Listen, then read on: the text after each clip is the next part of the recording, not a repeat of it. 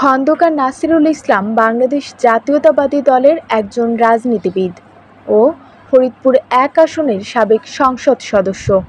তিনি ১৫ ফেব্রুয়ারি ১৯৯৬ সালে অনুষ্ঠিত ষষ্ঠ জাতীয় সংসদের নির্বাচিত সংসদ সদস্য। খন্দকার নাসিরুল ইসলাম কেন্দ্রীয় কৃষক দলের অন্যতম সহসভাপতি ও ফরিদপুর জেলা বিএনপির ১ নম্বর সদস্য।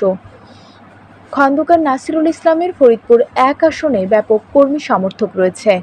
বিভিন্ন মিটিংয়ে উপজেলা বিএনপি নেতৃবৃন্দ তাকে আগামী সংসদ নির্বাচনে ফরিদপুর ১ আসনে বাংলাদেশ জাতীয়তাবাদী দল বিএনপির মনোনীত প্রার্থী হয়ে এমপি হিসেবে দেখতে চান। বাংলাদেশ জাতীয়তাবাদী দল বিএনপির ভারপ্রাপ্ত চেয়ারপারসন তারেক রহমানের আস্থাভাজন হয়ে ওঠে তার রাজনৈতিক দক্ষতায়।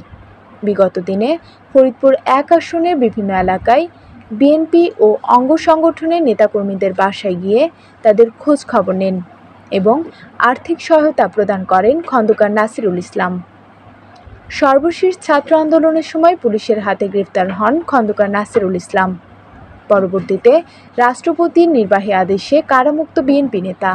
মুক্তি পাওয়ার পর সংবর্ধনা দিয়েছে এলাকাবাসী। এ সময় তাকে ফুলের শুভেচ্ছা জানানো হয়। পরে তিনি নেতাকর্মীদের সঙ্গে নিয়ে ফরিদপুর ১ আসনের আলফাডাঙ্গা, বোয়ালমারী, মধুখালী উপজেলার বিভিন্ন স্থানে বক্তব্য রাখেন।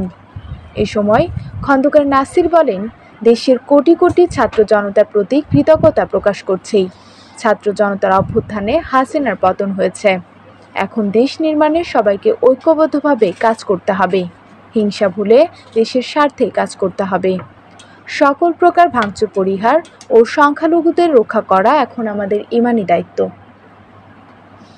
মনোরম পরিবেশে মধুখালী উপজেলার রামদিয়া বটতলায় অবস্থিত সান ভ্যালি পার্ক ও রেস্টুরেন্ট। আজই পরিবার পরিজন ও বন্ধু বান্ধব নিয়ে চলে আসুন সান ভ্যালি পার্ক ও রেস্টুরেন্টে।